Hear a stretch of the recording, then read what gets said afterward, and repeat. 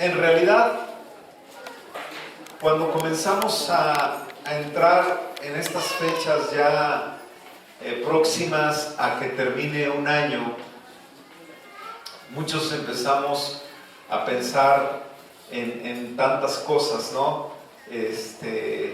Quizás muchos lo primero que piensan es en su aguinaldo, pues viene un fin de año y bueno, viene el buen fin, que empiezas a buscar en tiendas donde comprar, quizás a buen precio, que no sé, yo todavía no estoy muy convencido de los buenos precios. En realidad a veces le suben y luego le bajan, y total que es el asunto de un juego de finanzas.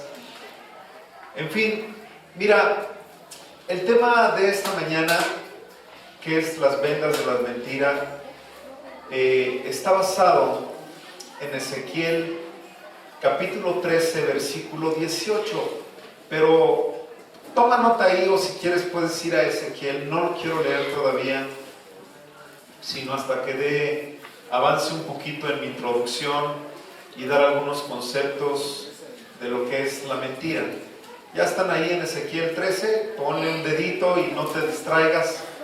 Puedes cerrar tu Biblia si quieres, ahí ponle un papelito, un dedito, Ezequiel capítulo 13, ¿ok? Entonces mira, a manera de introducción, te puedo decir que la mentira es uno de los pecados más generalizados. Así dilo conmigo.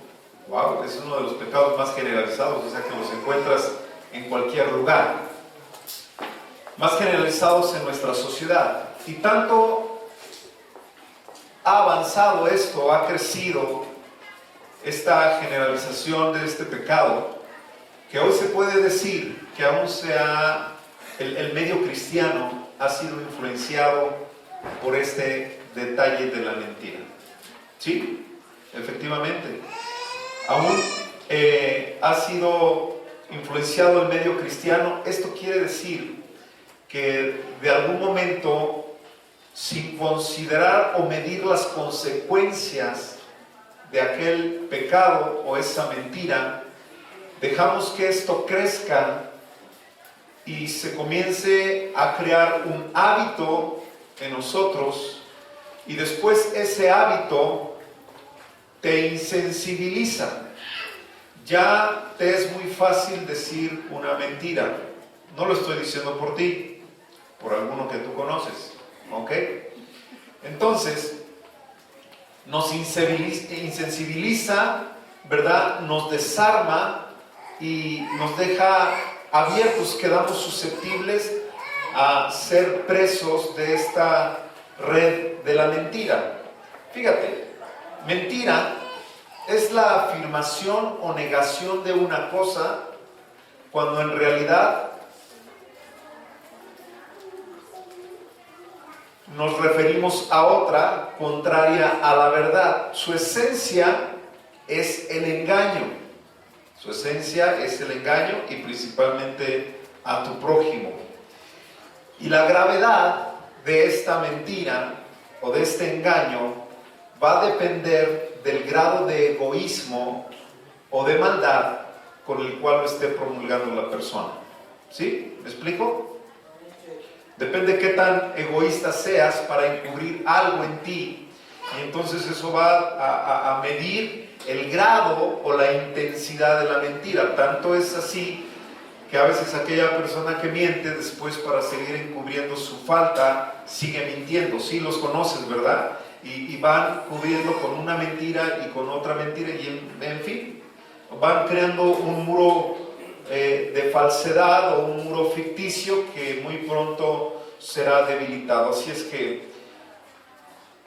cuando nosotros pensamos en que una persona llega al conocimiento de Jesús, llega al conocimiento de Cristo, dice la Escritura que debemos de dar frutos dignos de arrepentimiento. Este asunto de la mentira debería de ser uno de los principales frutos carnales que tienen que ser eliminados de tu vida, de nuestra vida, para que entonces nosotros podamos dar frutos dignos de arrepentimiento. ¿Sí? Entonces,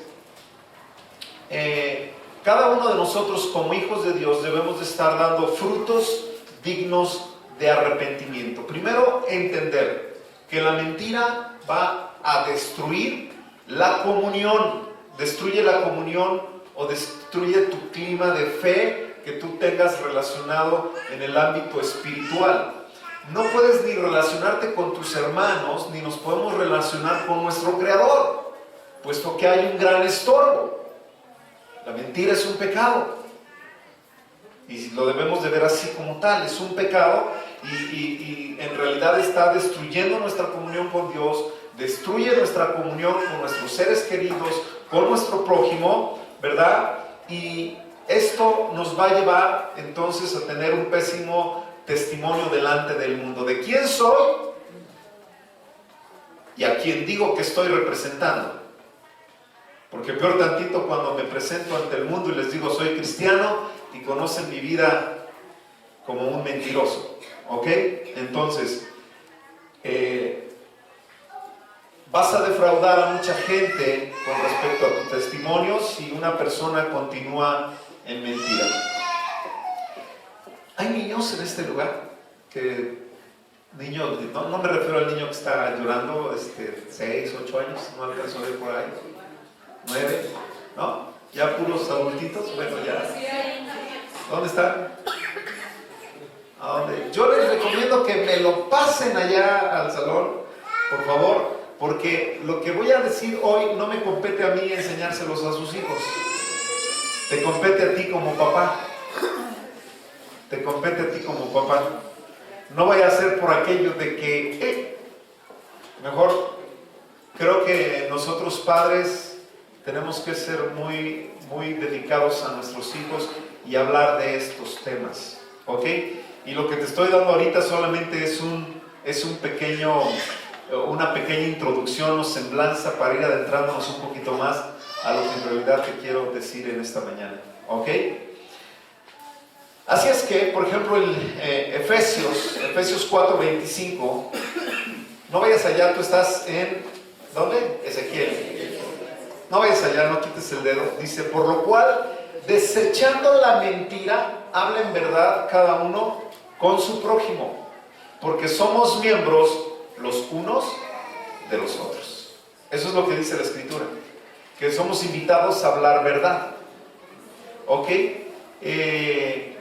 Y cuando hablamos de mentira, y por ahí podrías anotar otro texto que habla acerca del engaño, que es 1 de Pedro 2:1, y con este texto de 1 de Pedro 2:1, que dice que también tenemos que desechar el engaño, refiere, fíjate, pon atención, iglesia, porque a veces no entendemos el concepto de una mentira. Pensamos que mentira es solamente decir, no he comido, cuando a lo mejor ya estamos bien llenitos de la panza, ¿no?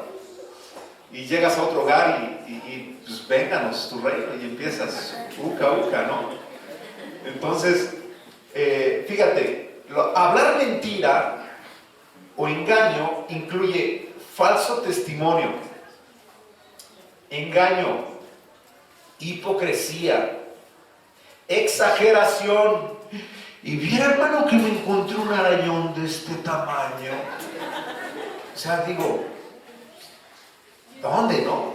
Creo que ni en el zoológico las he visto de ese tamaño. Exageración, fíjate, calumnias, deshonestidad, fingimiento. ¿Sabían que el fingimiento es una mentira?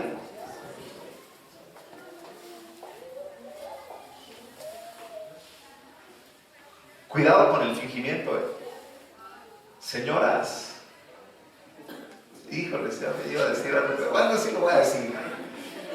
Porque cuando llega el esposo cansado y ya se echa su bañito y llega, ay, es que me siento tan enferma, me siento tan cansada. No finjas, mujer. Tienes que ser honesta con tu esposo.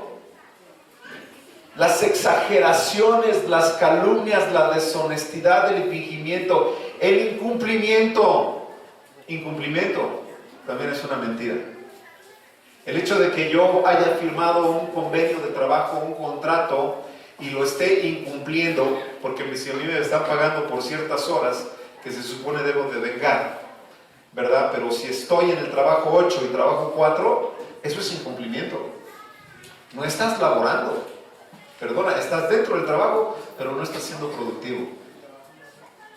Y sabes, creo que se nos paga por nuestra productividad. Es más, hoy te puedo decir, Dios mismo te va a honrar a ti por tu productividad. Somos cristianos, amén, que bueno, ya estamos ahí. Pero hay cristianos productivos y hay cristianos improductivos. Tristemente. Y ahí está la parábola de los talentos, si no me lo crees a mí, ¿verdad? Entonces, a unos se les dará más de lo que tienen por cuanto han sabido trabajar lo que Dios les ha dado, por cuanto han sido productivos. Entonces, parte de toda esta mentira, ¿verdad?, se refleja en nuestra conducta, en el incumplimiento. Fíjate, también refiere a fraudes, refiere a falsificación, a excusas, a una doble vida, pecado encubierto o disimulación. ¿Cuántas veces te has encontrado un hermano por el supermercado y así como que pasó de largo? Sentiste que te vio, pero no te vio. ¿Sí? Disimulando. Entonces, todo eso refiere a la mentira. Y si lo comenzamos a desmenuzar cada uno de estos detalles, hermano, entonces, híjoles, hay mucho de qué estarnos cuidando, de qué estar velando en nuestra vida, que no nos ataque por ahí el enemigo. Acuérdate que son cosas de momento muy inesperadas, en las cuales se va a ver tu reacción. Y a veces tenemos que confrontar las cosas tal y como son. Tú te has quejado de aquellas personas que dicen, no, es que ese cuate es muy directo, es bien seco y dice las cosas como son. Pues es que está tratando de ser honesto. Y a veces por querer disimular un poquito las cosas o quererlas enfrascar en algo, disfrazarlas, tratamos de no ser tan directos. Y la realidad de todo es que yo puedo ver que Jesús fue una persona muy directa y siempre confrontó el pecado de la gente. No importando si él las acabara de conocer. Ahora, ¿cómo les confrontó? No las estaba mandando al infierno. Las confrontaba con su pecado, pero Jesús tenía una táctica bien especial, que se presentaba como el camino, la verdad y la vida, la esperanza. Y cuando aquella persona era descubierta en su pecado, decía, ¿qué tengo que hacer para ser salvo? Eran tan descubiertos, su pecado era puesto al descubierto delante de Jesús, que le decía, yo soy el camino, la verdad y la vida. El que cree en mí, aunque esté muerto, vivirá. ¿Verdad? Y presentaba aquellas fracciones. Por ejemplo, este caso fue el caso de su amigo Lázaro cuando le resucitó, pero fue a manera de testimonio delante de todos los que estaban ahí. ¿Ok? Porque les decía, en mí hay esperanza, en mí hay verdad. Y vamos a leer ese texto de Ezequiel. Ezequiel capítulo 13.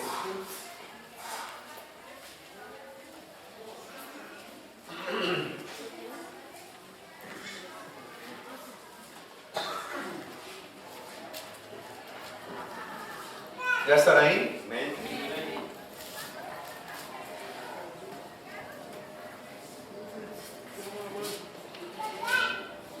Fíjate muy bien. Dice la escritura de la siguiente manera.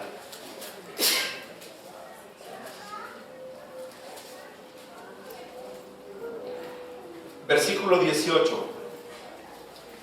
Y di, así ha dicho Jehová el Señor, hay de aquellas que cosen vendas mágicas para todas las... Sí, que cosen vendas mágicas para todas las manos y hacen velos mágicos para las cabezas de toda edad, para cazar las almas. ¿Habéis de cazar las almas de mi pueblo? para mantener así vuestra propia vida? Y habéis de profanarme entre mi pueblo por puñados de cebada y por pedazos de pan, matando a las personas que no deben morir y dando vida a las personas que no deben vivir, mintiendo a mi pueblo que escucha la mentira. Por tanto, así ha dicho Jehová el Señor: he aquí, yo estoy contra vuestras vendas mágicas, que con que cazáis las almas al vuelo, yo las libraré de vuestras manos y soltaré para que vuelvan o vuelen como aves de las almas que vosotros cazáis volando.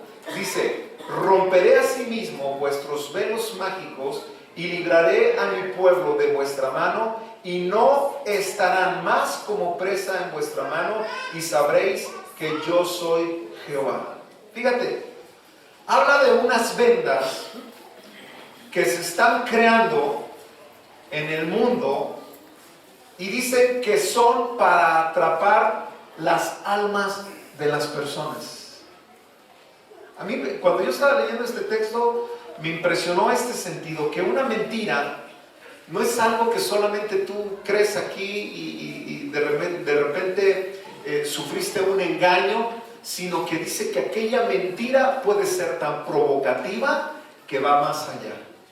Y me viene el caso, por ejemplo, de la seducción o de la trampa que Satanás le puso a Eva. Cazó su alma, ¡pum!, la sedujo, la atrapó. Esa mentira disfrazada de verdad que Satanás le puso a esta mujer, sedujo su alma. ¿Sí?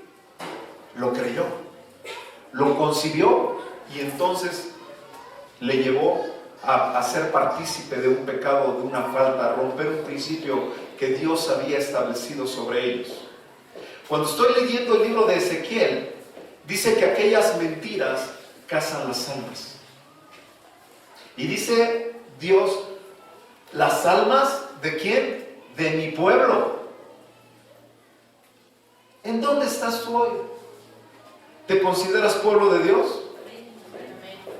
Entonces tenemos que ser muy astutos, mis hermanos.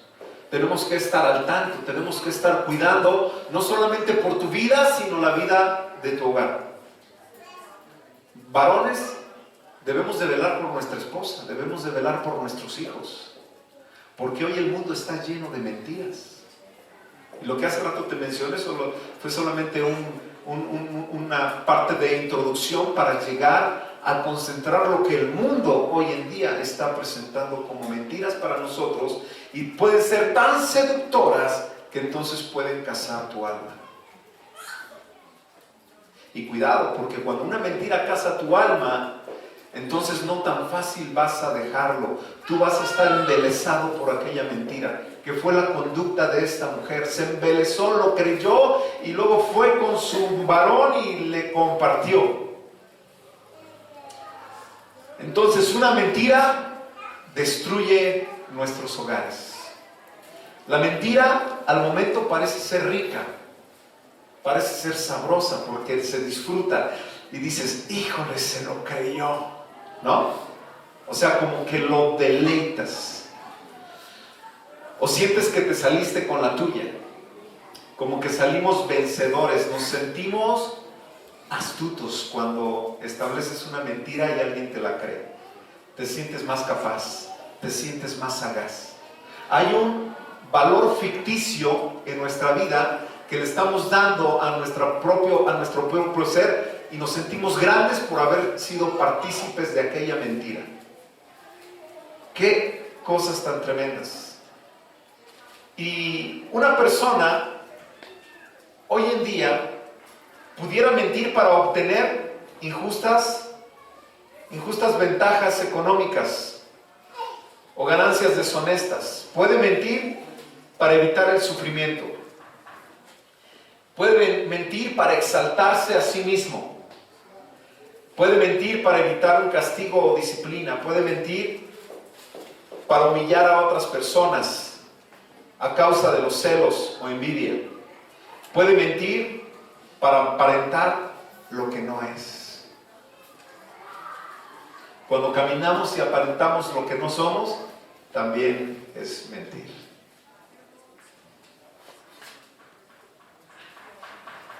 Creo que si podemos, y tengo un chorro de versículos, los voy a mencionar solamente por el hecho de que queden grabados, pero fíjate, Lucas 9, 11 al 12, Salmos 5, 6, dice que destruye al mentiroso, se destruye el mentiroso. Proverbios 12, 22, Salmos 5, 6, Proverbios 12, 22, y el 6, 16 al 19, habla de la mentira y de la falsedad. Proverbios 22, 10 habla de la pesa falsa y de la medida falsa. Juan 8, 44 dice que la mentira es la esencia del diablo. ¿Sí? Proverbios 26, 24 al 28 dice que la mentira lleva a la degradación del hombre. Colosenses 3, 9, la mentira es la manifestación del viejo hombre. Primera de Pedro 3, 10, la mentira te hace infeliz. Mateo 5, 17,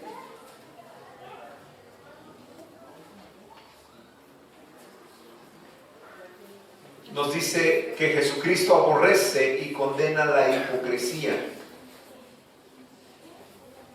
Estas son amonestaciones. Romanos 12:9 habla de una amonestación contra el fingimiento. Cuando dice nuestro amor, ¿recuerdan ese texto? Nuestro amor sea sin fingimiento, ¿verdad? Que no sea fingido. Apocalipsis 21:8 dice que los que son condenados al fuego. Y puedo ver entonces por el otro lado la persona de nuestro Señor Jesús, contrario a todo esto, cuando dice la Escritura que en Jesucristo fue una persona que no hubo engaño en Él. ¿Amén? Amén. Qué parte tan satisfactoria cuando podemos leer que en Jesucristo, fíjate, el autor de la mentira, el padre de mentira que dice que es Satanás, ha querido poner siempre de querer hacer trastabillar, se dice, ¿cómo se dice esa palabra? Cuando te quiere hacer tropezar. Ha querido hacer tropezar, pero dice la Escritura que en medio de todo esto, Jesucristo fue hallado sin engaño. Y qué bendición, porque el enemigo podemos ver que nunca ha podido, ¿verdad? Aún después de aquellas tentaciones que puso delante de nuestro Señor Jesús, Jesús salió victorioso.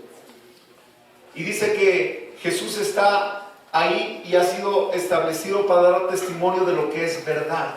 Y me gusta este texto, dice, pero sabemos que el Hijo de Dios ha venido y nos ha dado entendimiento. Fíjate, entendimiento, di conmigo entendimiento, por favor. Nos ha dado entendimiento y nos lo ha dado para conocer que Él es verdadero y estamos en el verdadero, en su Hijo Jesucristo.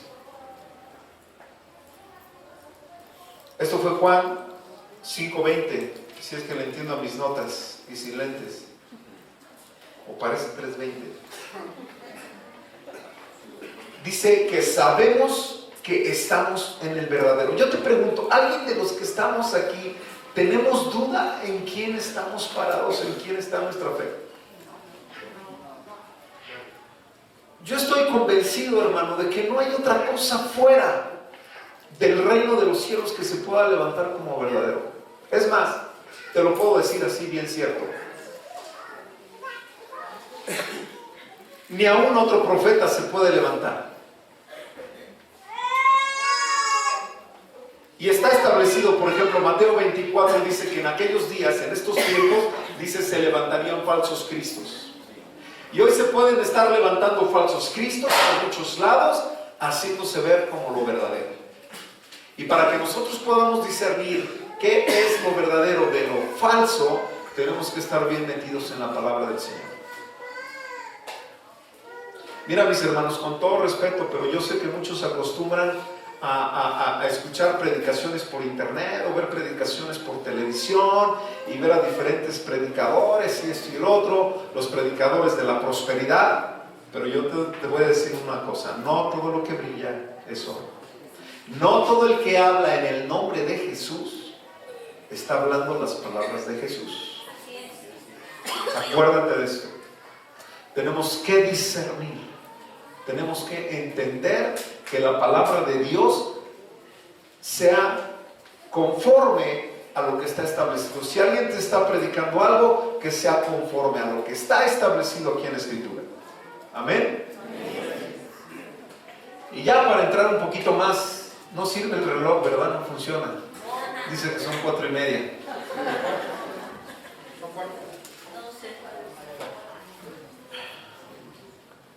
Fíjate, estamos entrando en una época navideña, conmigo di, época navideña. Tiempo de regalos, tiempo de abrazos, de dar y recibir. Pamplinas, no es cierto. Eso es todo el año.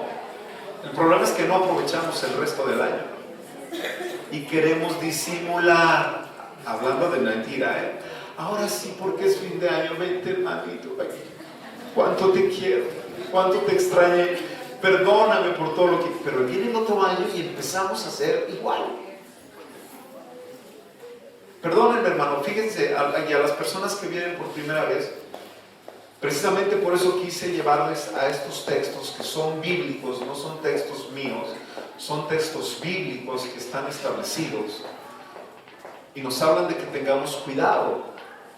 Y mentiras hay por muchos lados, de verdad, pero hoy quiero abocar a una en específico, que es el asunto de la Navidad. Y le dije a mi esposa, yo, mira, mañana voy a hablar de este asunto, y la verdad es un reto, porque yo sé que hay muchas familias muy conservadoras.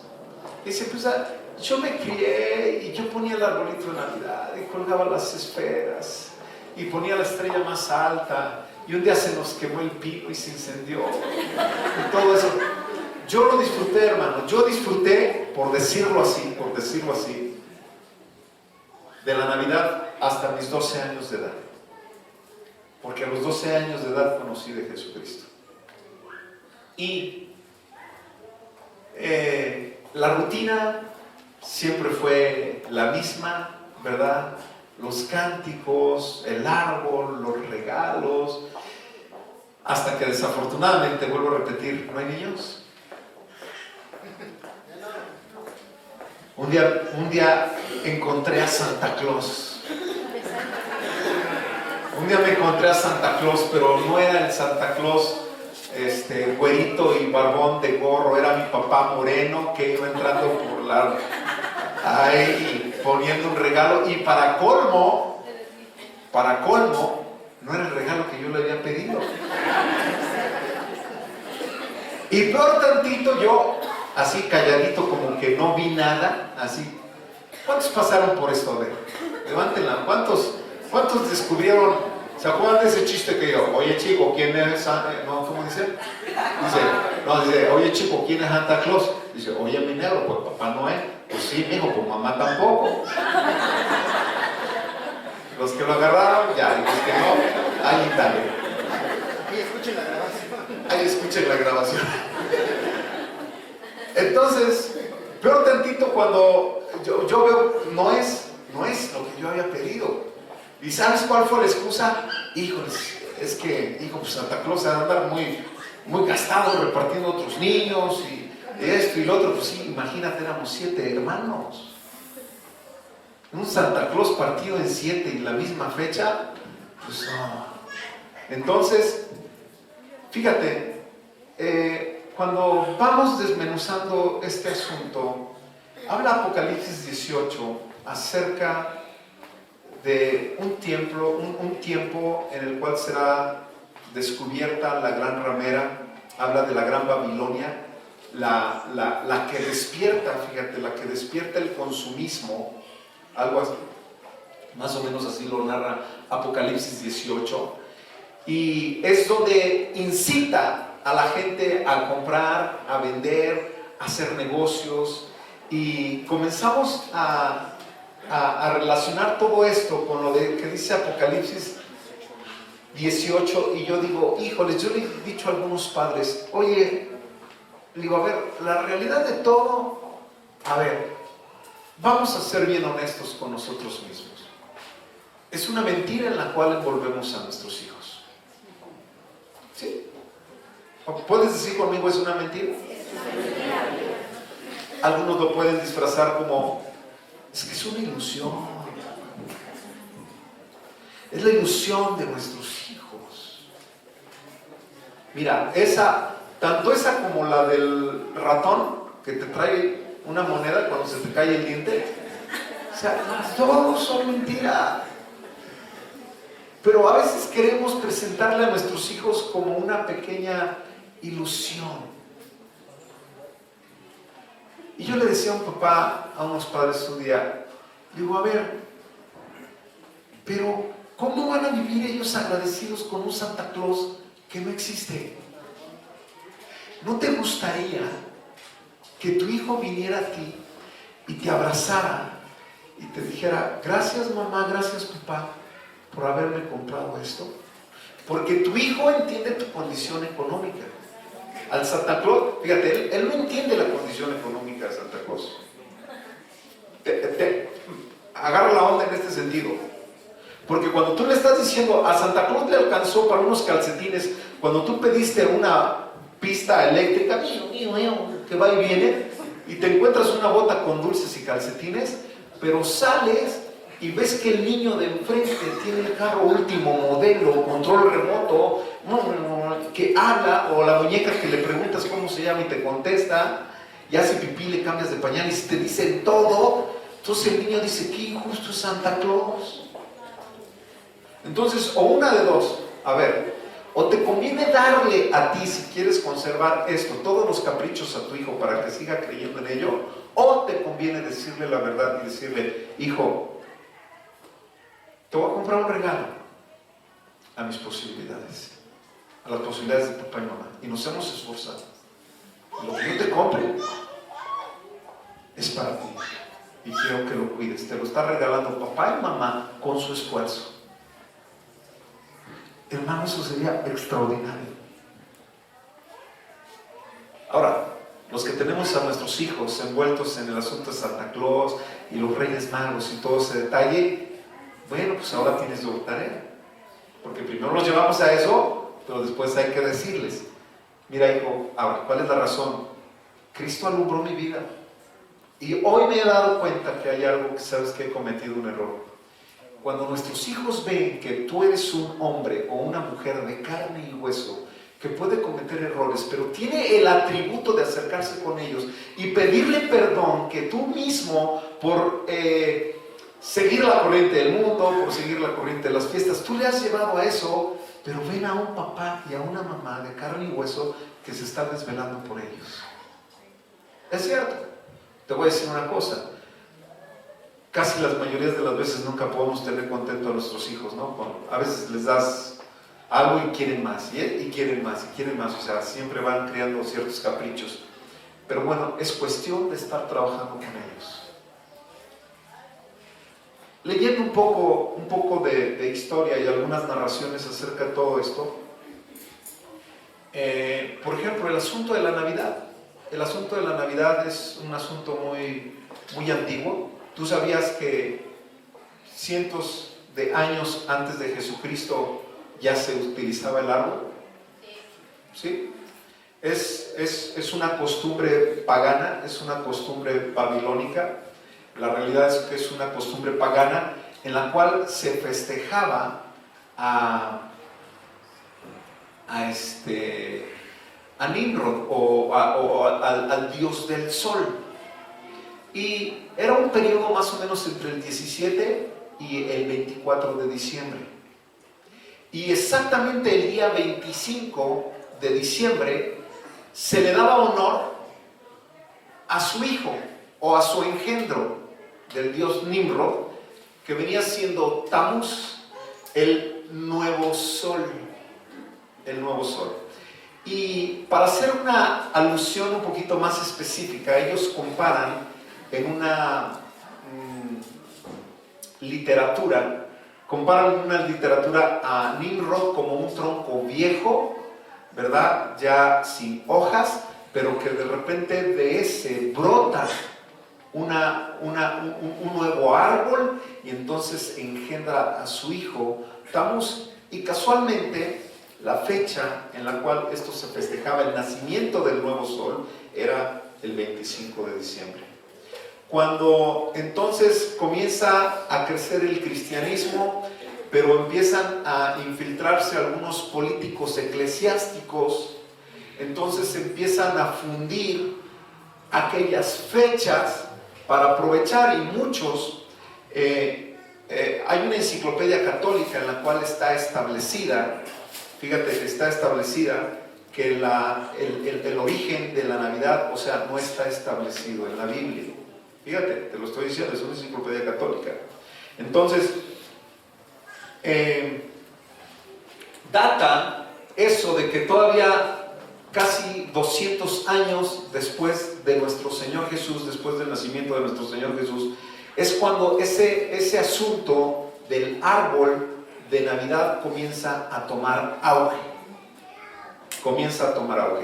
Pero tristemente, esas doctrinas babilónicas, de la cual fue establecido que nosotros como pueblo de Dios nos apartáramos de sus doctrinas, dice la Escritura que el pueblo de Israel lo llegó a practicar. Fíjate, el pueblo de Israel llegó a practicar aquellas doctrinas paganas. Esto quiere decir, por ejemplo, estaban buscando a Dios, pero de repente, como igual cuando salieron de Egipto se sintieron abandonados por Dios. Dios, ¿por qué nos abandonas? Mira ahora qué inclemencia tenemos. Entonces el pueblo de Israel, en cierta manera te puedo decir, era un pueblo caprichoso. Imagínate que tu hijo dependiera de ti día, tarde y noche, mamá o papá. Que llegaras con él a la escuela y que te sentaras ahí a un lado de él en el salón. Sí, aquí estoy, hijo, aquí estoy. Sí, papá, aquí estoy. Ay, qué bueno. Y va al baño y también tienes que ir y sentarte en el baño con él.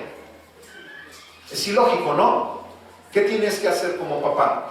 Tienes que aprender a soltar a tus hijos. Empiezan a crecer. Empiezan a tomar decisiones. Porque tenemos una voluntad propia. No somos títeres. Tenemos una voluntad propia.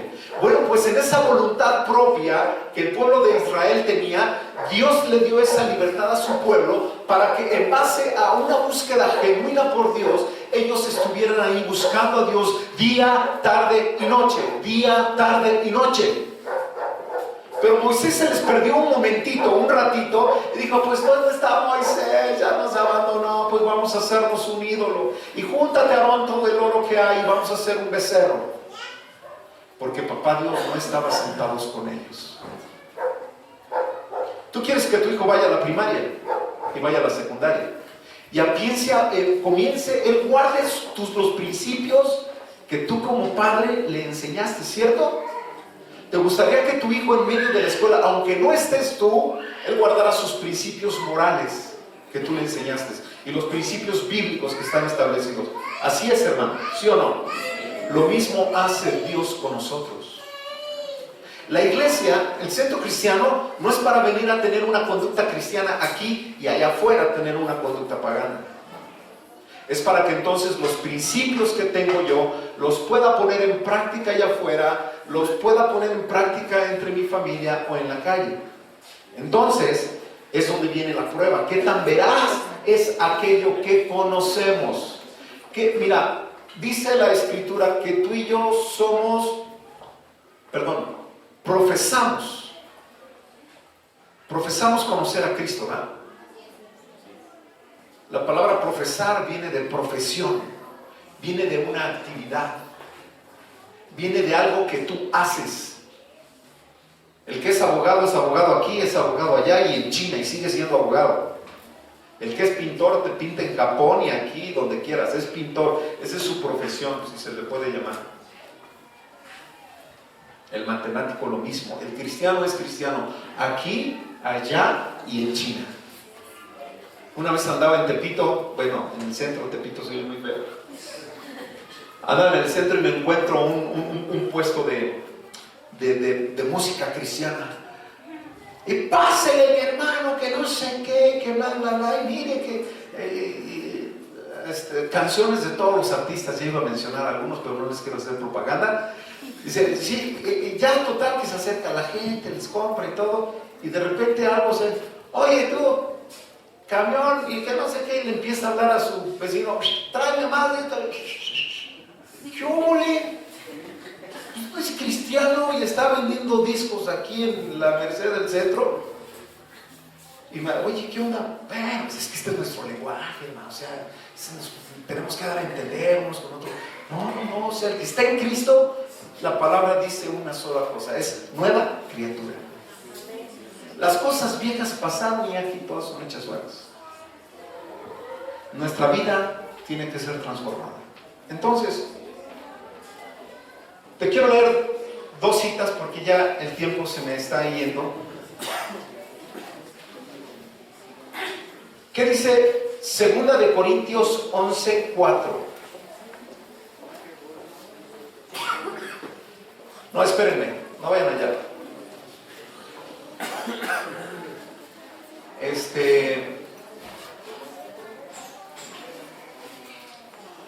Vamos a Jeremías.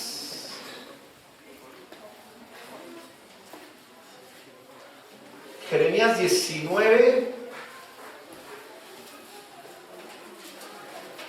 porque te estoy hablando de este asunto de que se desviaron, ¿no? Ya se me andaba brincando este texto. Jeremías 19:5.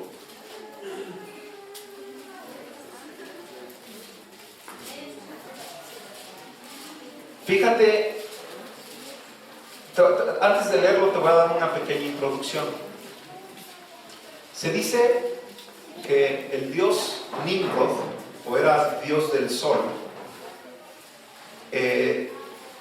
su nombre como tal fue teniendo ciertas variaciones en todo el continente, en toda esa área. De Nimrod pasó a Tamuz y Baal, algunos otros nombres, y se le llegó a conocer como, dame un segundo, es que aquí tengo la nota, es que se me fue ese nombrecito ahí medio raro.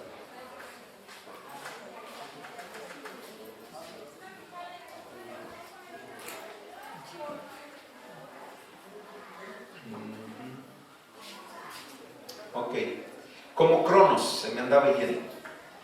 Como Cronos también fue conocido según la literatura clásica, y dice, como era el dios del sol, tenía que ser en cierta manera alimentado, porque tú sabes que si no hay sol, no hay vegetación, ¿sí?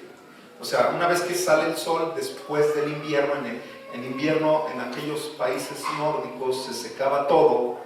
Entonces, una vez que sale el sol, comienza a deshielar y comienza a reverdecer la vegetación. Entonces, para que eso sucediera, la gente comienza a ofrecer sacrificios humanos al dios Cronos. ¿Y sabes a quién ofrecían? Ofrecían a sus hijos recién nacidos. De hecho, Cronos era conocido como el dios que devora o devoraba a los hijos tan pronto como nacieran. Esto es un dato histórico. Ahora tú me dirás, ok, brother, y todos esos datos históricos, ¿qué tienen que ver con algo bíblico que me dé a entender que esto efectivamente es una fiesta pagana? Entonces, ahora sí, si tú estás ahí en la cita de Ezequiel, que te dije, capítulo 19,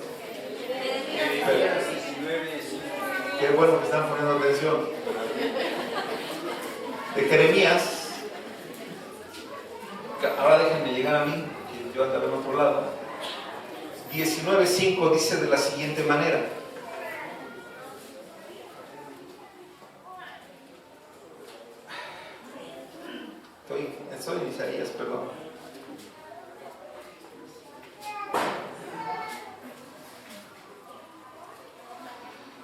Dice, vamos a leer un poquito atrás, desde el 3.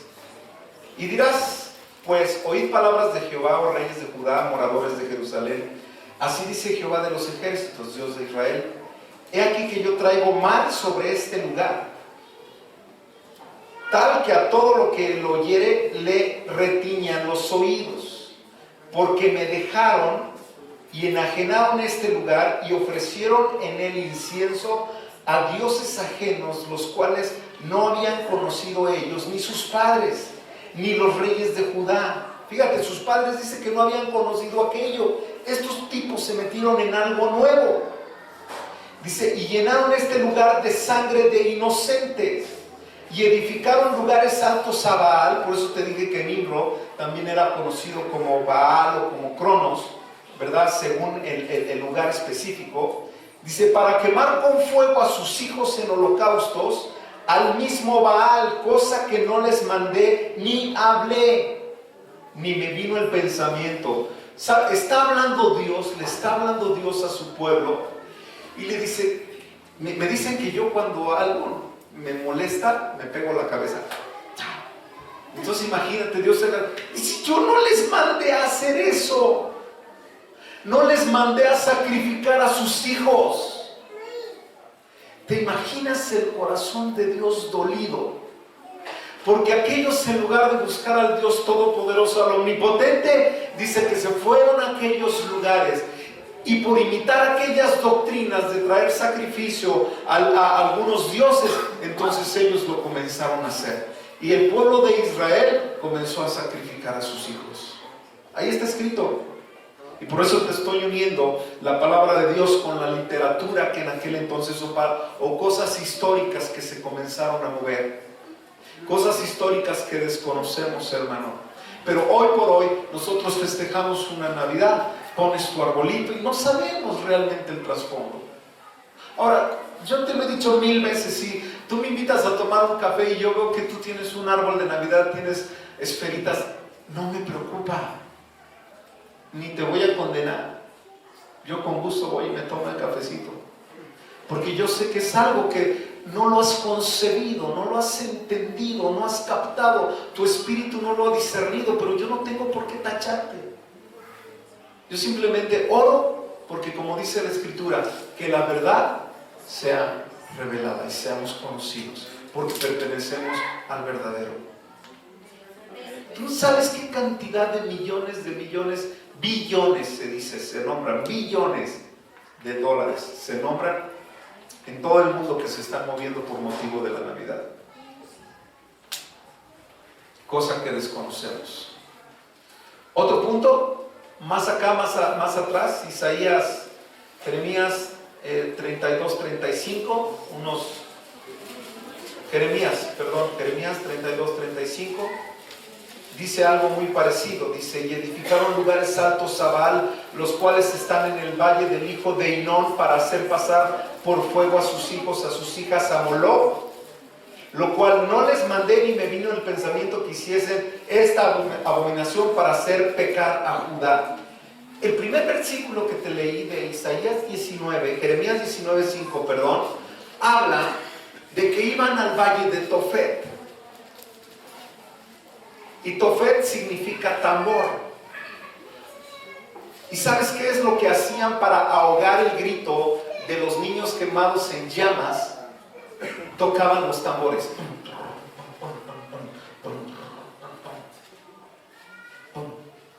El niño del tambor. ¿Te suena? Sí. ¿Tambores en Navidad?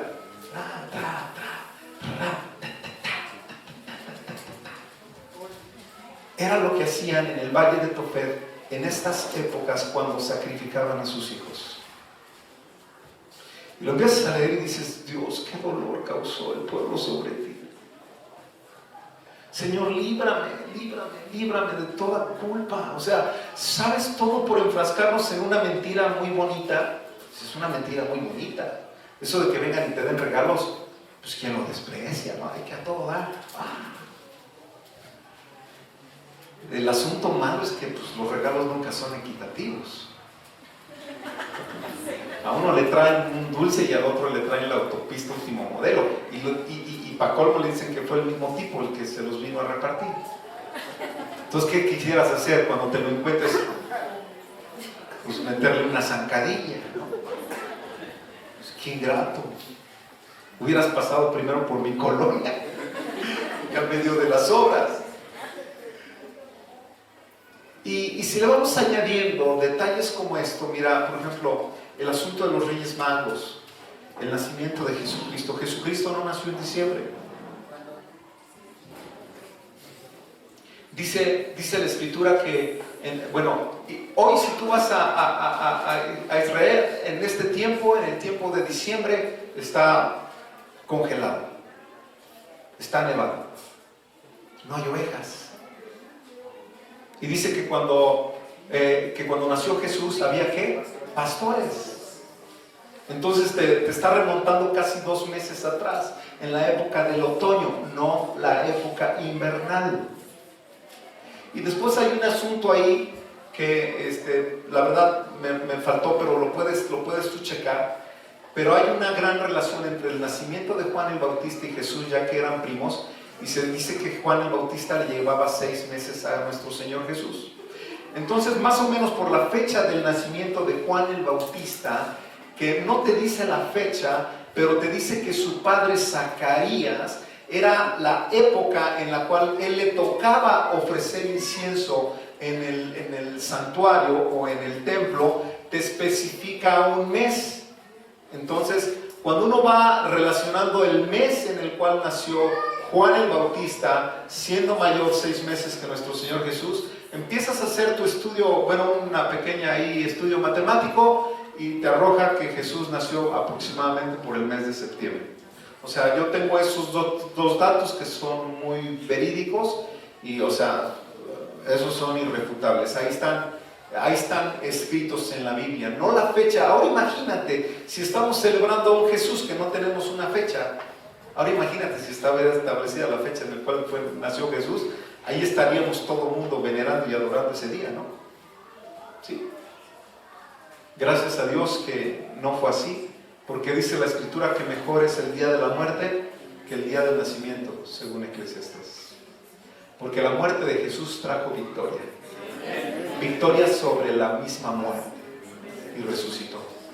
Y fue con un propósito, para que tú y yo fuéramos salvos, que tus pecados fueran remitidos en aquella cruz. Y por eso dice Eclesiastés que mejor era el día de la muerte que el día del nacimiento, porque en la muerte de nuestro Señor Jesús, lo vuelvo a repetir, hallamos gracia delante de Dios y fuimos aceptos por la sangre del Cordero de Jesucristo. Amén.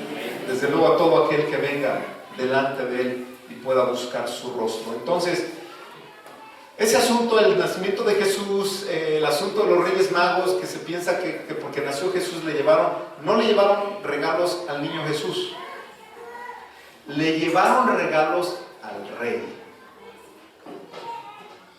No porque era niño, sino porque era el rey.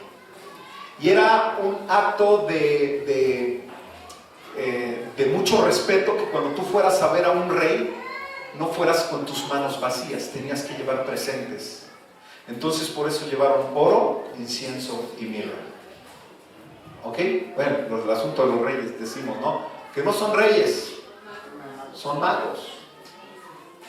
Nunca menciona reyes, y la gente menciona reyes, ¿no? Pero no son, ellos iban a ver al rey, el rey de los judíos que había nacido, pero veían al rey. El asunto del arbolito de Navidad, ¿para qué gastas dinero, hermano? Mira, se te puede quemar la casa. No te estoy echando ahí un buscapiés, ¿verdad? Pero fíjate lo que dice otro mandamiento, y como hay muchos acerca del árbol de Navidad. Jeremías 10:25, ese Jeremías se aventó toda la Navidad aquí predicando en contra de la Navidad, puros textos de Jeremías. Jeremías 10:25.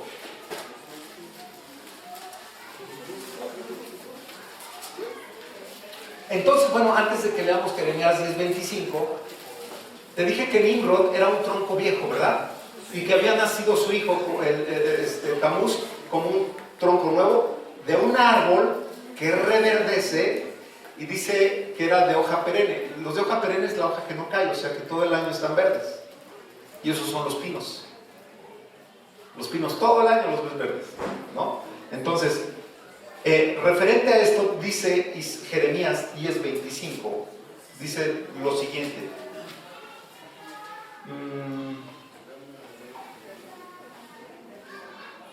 ¿Sí es 10:25? No, a ver. No, esta cita no es. Dame un segundo. O si alguien le encuentra. No, 10:5, ¿verdad? ¿Les dije? No, 10 del 2 al 5. Ya no veo mis guiones. Dice, así dijo Jehová. Estoy leyendo a partir del versículo 2. Dice, no aprendas el camino de las naciones, ni de las señales del cielo tengas temor, aunque las naciones las teman, porque las costumbres de los pueblos son vanidad, porque el leño del bosque cortaron, obra de manos de artífice con plata y oro les adornaron, con clavos y martillo lo afirman para que no se muevan. Derechos están como palmera y no hablan, son llevados porque no pueden andar, no tengan temor de ellos porque ni pueden hacer mal ni para hacer el bien. Dice, tienen poder. No, pero este no es el texto que quiero darles. ¿Dónde está el del árbol frondoso? Ese se me perdió. A ver si alguien lo encuentra. No, sí, este habla del árbol, este refiere más al asunto de la idolatría. Denme un segundo. Dice que es 11:16. A ver.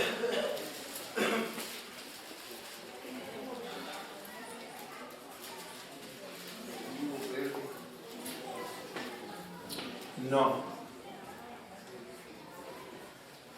Ahorita sale.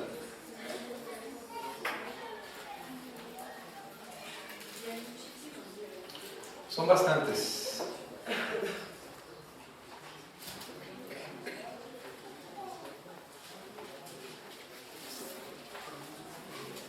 Ajá.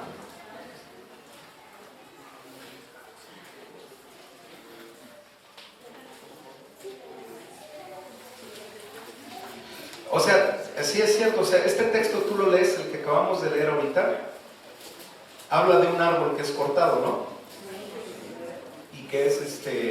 Y que es adornado. Dice, con plata y oro lo adornan, con clavos y martillo lo afirman, para que no se mueva. Cortas tu árbol en el bosque y después lo adornas. ¿Perdón?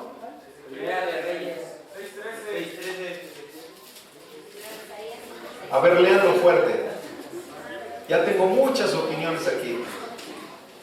Léanlo fuerte quien me lo dio, en lo que yo busco otro.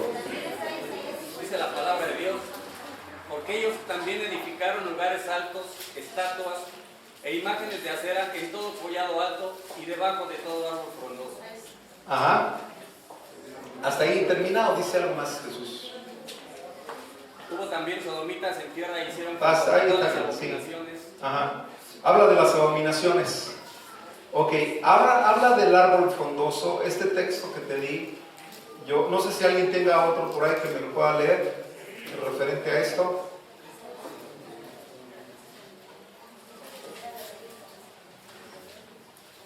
¿No hay más? Léelo.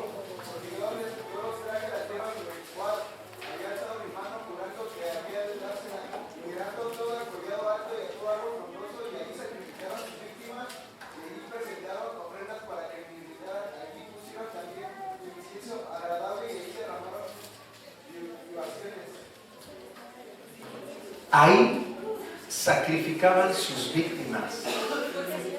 Debajo, Ezequiel 20:28. Sacrificaban sus víctimas y hacían sus libaciones. Híjole, si después de oír este asunto del arbolito de Navidad y los famosos Reyes Magos y súmale Santa Claus. ¿Qué otra cosa hay por ahí? En la nueva traducción viviente, en Ezequiel 6:13, dice: sabrán que yo soy el Señor cuando sus muertos queden esparcidos en medio de sus ídolos y en torno a sus altares, sobre cada colina y árbol grande, sobre cada colina, montaña y debajo de todo árbol frondoso y cada árbol grande que dé sombra, es decir, en los lugares donde ofrecían sacrificios a sus ídolos. Así es. Gracias. 6:13, Ezequiel. Es la nueva traducción viviente, ¿verdad? Sí. Entonces, iglesia, a ver, este asunto de la Navidad no es otra cosa más que un engaño, una temporada para consumir, para dar y recibir regalos, para gastarnos lo que no tenemos. Leía yo un escrito de un panorama que sufren las congregaciones. A ver, tú di, hermano, aquí no se va a sufrir de eso. Pero ¿sabes qué? El tiempo más austero para muchas congregaciones es este. Porque resulta ser que ahora los congregantes ya se gastaron todo. En esto, en aquello y en aquello. Lo que es... y ahora añaden el buen fin famoso ese que... O sea, si no te lo gastaste en el buen fin, ya te lo gastaste en los reyes o a ver qué hiciste. Pero fíjate, o sea, afecta las iglesias. El engaño de Satanás últimamente está afectando las iglesias. Afecta nuestra familia. Afecta tu moral como padre. Porque a cuántos les pasó y tú viví engañado y por qué nunca me dijiste que tú eras el rey, y empieza tu hijo ahí a desahogarse. ¿Por qué me engañaron? Ya después como que se le va pasando, ¿no? Así es que papá y mamá tenemos trabajo que quiero asentar algo bien claro.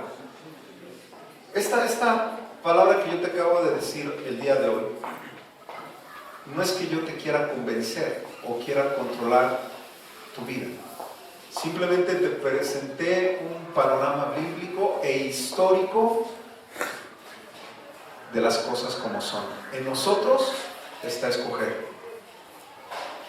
No digas, el pastor me prohibió poner un árbol, porque yo no te he prohibido nada, ¿eh? Si tú fumas, yo no te he prohibido nada. Siempre se los he dicho. Las cosas las vas a dejar de hacer cuando tú se las entregues a Jesucristo por amor. Porque si yo te lo prohíbo, te cambias de congregación, porque allá sí te dejan hacerlo. Yo no te prohíbo. Yo oro para que solamente nuestra vida pueda caminar en la dirección correcta de Dios. Que su Espíritu Santo nos dé testimonio de lo adecuado. Si tú crees que tú has hecho mal, hemos caído en esta falta, lo vuelvo a decir, no te voy a señalar. No me invites a comer rosca de reyes. Invítame a una taquiza, lo que tú quieras a tu casa. Roscas de reyes ni pan de muertos. No es cierto, hasta un café, un simple café de verdad. Pero el asunto es poder estar como amigos, como hermanos. Y si tú tienes alguna pregunta, todo esto que he compartido hoy al respecto, mira, es que son infinidad. O sea, ¿sabes de cuántos? El documento que yo tengo son cerca de 10,000 palabras. O sea, y palabras históricas con fechas. Solamente termino con esto, fíjate. Hablando de una narración que sale ahí. En Cleveland hubo una ocasión en que el gobierno de Estados Unidos quiso quitar el evento navideño de las escuelas. Esto es un dato histórico. Te puedo dar si tú gustas la información. Entonces los padres de familia, cuando sintieron que le robaban el asunto de la Navidad a toda la comunidad, al pueblo entero, entonces pusieron de acuerdo los padres y fue pleito legal, con abogados y todo el asunto. Entonces van delante de la corte y le dicen, a ver, este asunto de la Navidad, fíjate, no tiene nada que ver con la Biblia. Los padres le dijeron a las autoridades, esto es meramente un evento secular que hemos adoptado. Es como un evento histórico, no tiene nada que ver con la Biblia. Y por parte del gobierno de Estados Unidos, metieron abogados, metieron especialistas para indagar si efectivamente esto no tenía nada que ver con la Biblia. ¿Qué crees? Que el gobierno se dio cuenta que el asunto de la Navidad no tenía nada que ver con la Biblia y les dijo, adelante entonces. Si eso no tiene nada que ver con la Biblia, pues continúen. Y continuaron con sus eventos navideños. Dice, eso sí, está prohibido que lean la Biblia y hagan oraciones durante todo el evento navideño. ¿Te das cuenta?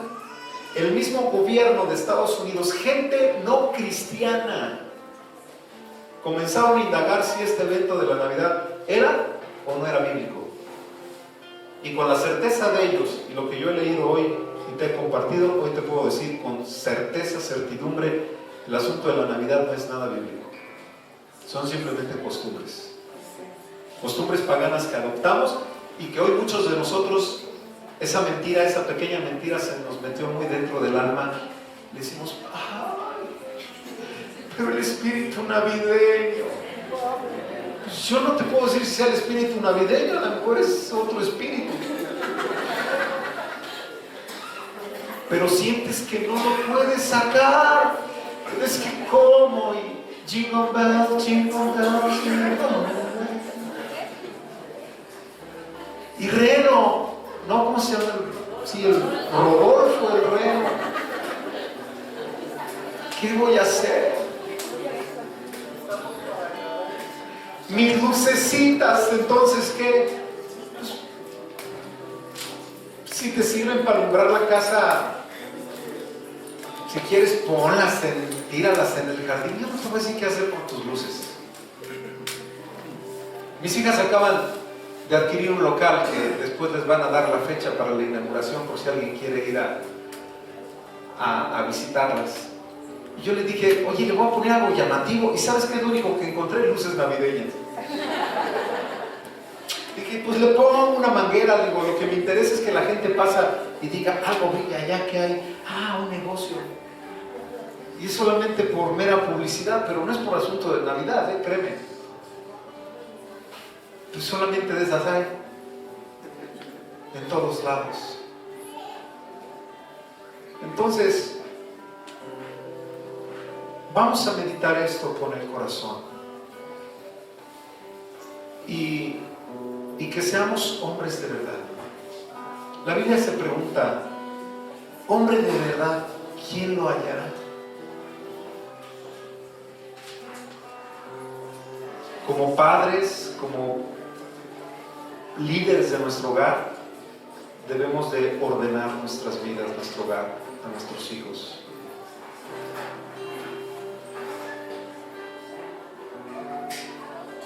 Sí.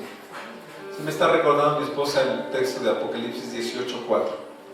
Que no nos hagamos a las costumbres. ¿Cómo es?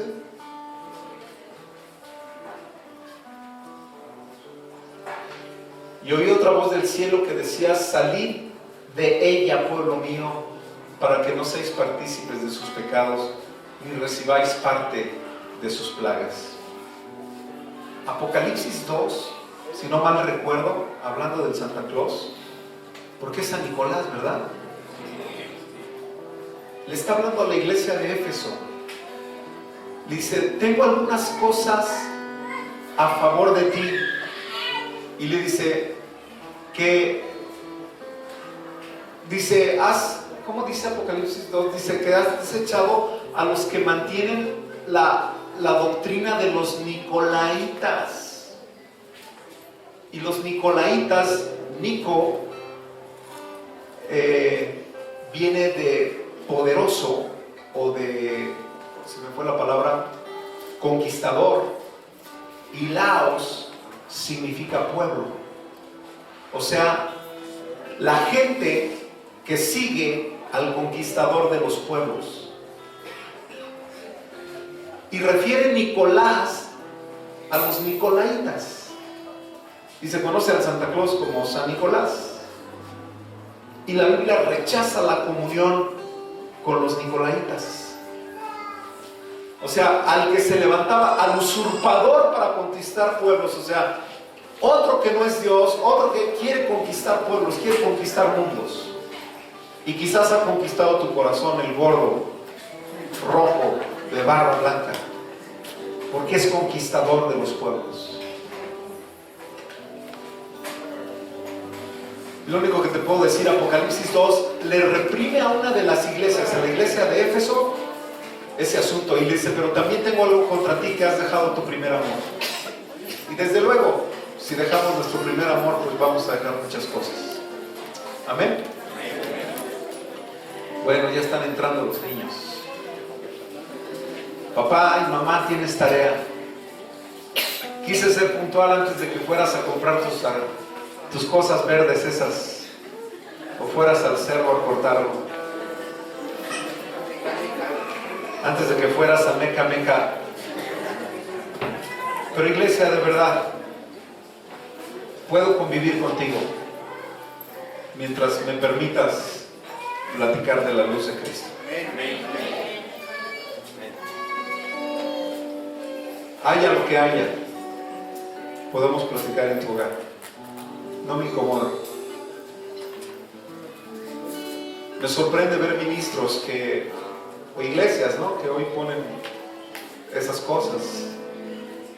Y a veces me pregunto si es por conservar solamente a la gente, o porque la gente se espante, o tener cierto temor de que la gente se vaya. Y bueno, hoy esta es la verdad para ti. Tú la puedes tomar o la puedes dejar. Y si tienes dudas, investiga.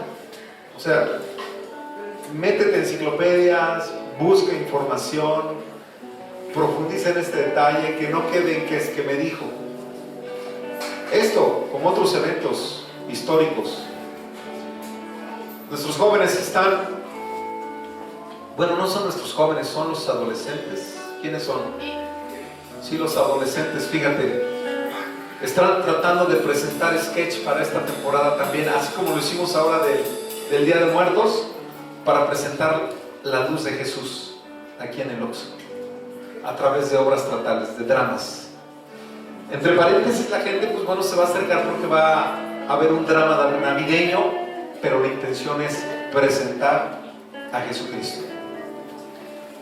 Y tenemos que usar estrategias para que aquellos conozcan a Jesús. Así es que yo quiero pedirte que cierres tus ojos en tu lugar y reflexiones en lo que hemos compartido en esta tarde. Gracias, Jesús, por tu amor. Solo quiero pedirte, Señor, que te reveles cada vez más y más en nuestras vidas. Señor, retumban tus palabras cuando dice: el que quiera venir en pos de mí, niéguese a sí mismo. Señor, qué gran compromiso el negarnos a nosotros mismos, a veces a la costumbre, a la tradición. Pero Señor, seguirte a ti tiene mayor peso. Buscar tu reino y buscar tu gloria tiene mayor peso. Por eso hoy, Señor, yo te doy gracias por cada persona. De ninguna manera quiero convencerles, como dice el apóstol Pablo, con palabras persuasivas, pero quiero, Santo Espíritu, que tú intervengas, que seas tú, Espíritu Santo, el que conmueva nuestro corazón de lo que tenemos que hacer, de la dirección, que nos dé sabiduría, aún para hablar con nuestros hijos o con el resto de la familia. Trae sabiduría, Santo Espíritu. Señor Jesús, quiero que en todo lo que hagamos te podamos honrar, Señor. En todo lo que hagamos, Jesús. Señor, perdona el pecado de tus hijos, porque quizás conscientes o inconscientemente los hemos hecho. Perdona el pecado. Señor, perdona el pecado de tu pueblo. Hemos intercedido por tu pueblo, por la nación de Israel y Judá, que tú perdones su pecado, porque tú estás con los brazos abiertos. Si tú vienes en esta tarde por primera vez, que no hayas tenido nunca una relación con Cristo Jesús, si estas cosas que platicamos hoy en esta tarde, quizás tú las ves un poquito difícil de llevarlas a la práctica, quizás es porque no has invitado a Jesús que entre a tu corazón. Y yo lo único que te puedo decir es que Jesucristo nos invita a tener un consolador, alguien que nos escucha, alguien que nos atiende, alguien que está a tu lado día, tarde y noche. Es la presencia de su Espíritu Santo. Y en medio de ese consolador vas a tener muchas respuestas a tu vida. Él te puede guiar, puede traer dirección a tu vida. Y si tú quieres obtener esa dirección para tu vida el día de hoy, yo te invito a que hagas una oración conmigo.